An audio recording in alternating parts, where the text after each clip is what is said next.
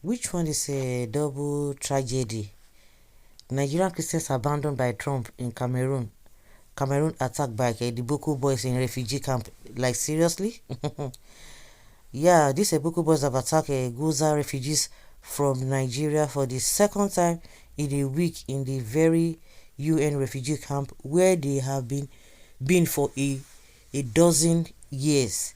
Thousands of Christian refugees are stuck in Cameroon after waiting 12 years because the US government cancelled their airlift despite being approved to resettle there.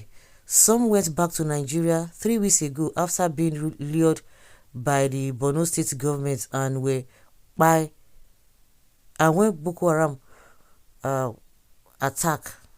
when Boko Haram attacked Poka last week. However, breaking news provided to international human rights lawyer Emmanuel Ugbe reveals that the Boko boys attacked and by some of those remaining in the UN camp in Cameroon, where he had visited them 12 years ago.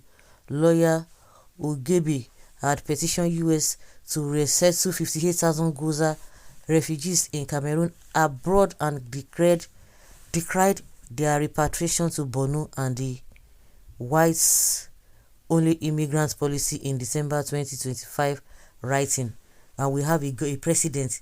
These are the people that will tell you that Nigeria is a sovereign country. So 12 years ago, or he didn't just make the promise when he came on time, because even the last time that Trump was in office was how many years ago? Was it up to 12 years when he came in his first term? A priority human rights intervention recommended for urgent attention is the critical Goza refugee population in Cameroon. While you were in Nigeria, the Borno government is trying to incentivize them back to an unsafe region after over a decade. Apparently, he just visited them in the same Cameroonian far north camp I visited in 2014. As you know, Goza is still occupied by these so-called bad people. They are now eligible for international resettlements in Western host countries, but Zulum's action undermines their relocation abroad.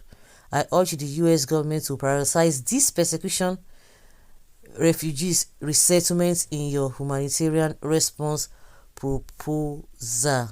Unfortunately, while others are in the process of resettling in the US and other countries, an executive order has just been signed partially restricting Nigerian immigrants and non-immigrants visa. That is the point of making this high priority post codal.